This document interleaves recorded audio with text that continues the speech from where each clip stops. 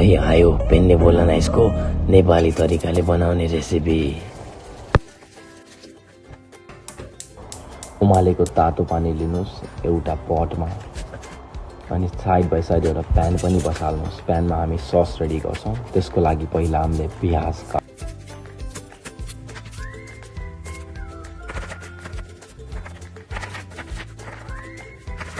पानी पूर्ण रूपमा उम्लिँदै गर्दा थोरै नुन राख्नुस्, अनि त्यसमा तेल पनि राख्नुस् र त्यो पानीमा 1 बाउल र आधा बाउल पास्ता मैले लिएको छु। तपाईले आफूलाई चाहिने जति लिनुस्। यति पास्ताले मलाई 4 जनालाई पुर्याउनु छ, त्यसैले यति धेरै लिएको। र अब ठुलो प्यानमा थोरै तेल राख्नुस् र जिरा हाल्नुस्। नेपाली हो नि जिरा त चाहियो। जिरालाई थोरै रातो बनाउनुस्, अनि एउटा दुईटा हजुरलाई कतिको पिरो खानु मन लाग्छ खुर्सानी हाल्नुस्। अब तपाईले फ्रेस चिकन किमा लिन सक्नुहुन्छ। मेरो यहाँ हिजो मोमो बनाएर रहेको किमा थियो, त्यही प्रयोग गर्छु म। के गर्ने, नेपाली हो नि, बासीलाई साजी बनाउनै पर्यो। अब हजुरहरूले मैले जस्तै गरेर किमालाई चलाइराख्नुपर्छ, नत्र डल्लो पर्छ। डल्लो परेपछि बोलोनेजेको सस राम्रो हुँदैन।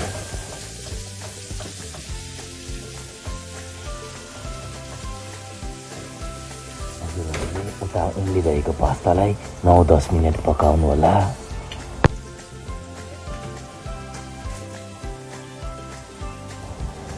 ल हेर्नुस् त, हिजोको रहेको विङ्स पनि छ मसँग अलरेडी म्यारिनेटेड।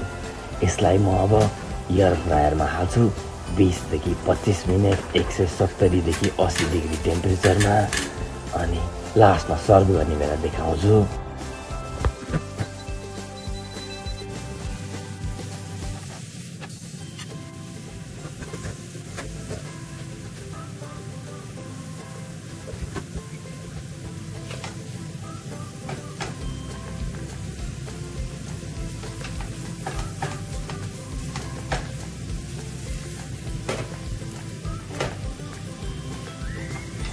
हेर्नुस्, यसरी नै चलाउँदै जानुस्।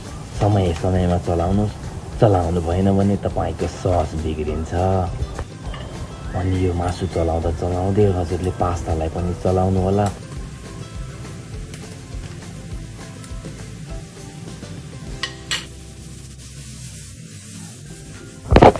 ल हेर्नुस् त, मैले बनाएको किमा कस्तो पाकेको छ।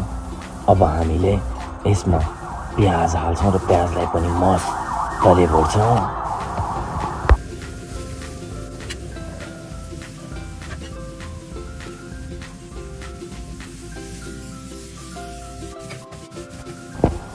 यसरी उफारी चलाउनु भयो भने मजा आउँछ। हजुरले पर्दैन, सक्नुहुन्छ कि सक्नुहुन्न थाहा छैन। अब यसमा थोरै नुन राखौँ है, स्वाद अनुसार।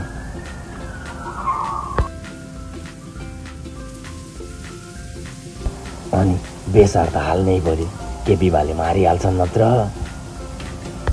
नेपाली हो नि।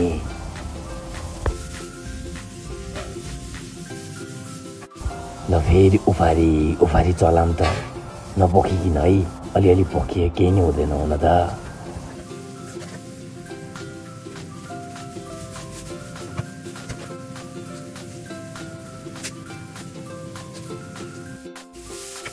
अब यहाँ हजुरले फ्रेस टमाटरलाई डाइस गरेर या प्युरी बनाएर नि हाल्न सक्नुहुन्छ।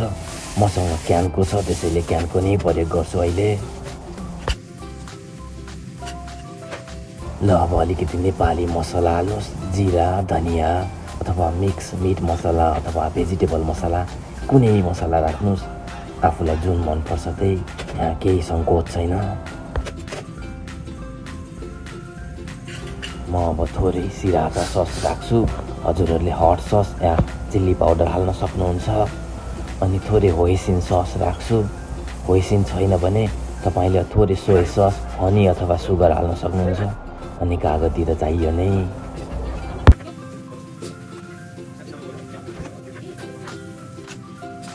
र अब चलाइ पकाउँ त केही समय। हेर्दै सस रेडी भयो। पास्ता हालौँ, अब टन्न पास्ता हालौँ, अनि चलाम मजाले यसरी उचाली चलाम है।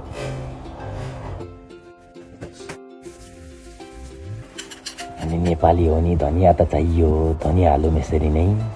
अलि धेरै हाले नि हुन्छ, मसँग थोरै थियो। अब चला मजाले मिक्स गरौँ, 2-4 मिनट चलाइदिउँ, एकछिन पकाइदिउँ। नेपाली हो, धेरै बेर पकाउनुपर्छ। ल अब चाखौँ त कस्तो भएछ, कस्तो बनाउनु भएछ, अथवा मैले कस्तो बनाएँ। मेरो त मिठो छ, ट्याक्कै मिला छ। हजुरहरू नुन आएको छैन भने नुन हालौँ, कागती आएको छैन भने कागती हालौँ। साँच्ची ग्यास बन्द गर्न सम्झिनु है यसरी, फेरि बिर्सेला नि, डर छ कि बिर्स्यो भने। ल हालौँ है, प्लेटमा हालौँ। अनि साँच्ची अघि मेरो विङ्स थियो नि, त्यो पनि रेडी भएको छ। यति भयो मलाई पुग्छ, तर थोरै हालेको। मेरो प्लेटमा अलिकति लतपत्या रहेछ, थाहा भएन। तपाईँहरूको नि लतपत्यालाई हेर्नु है।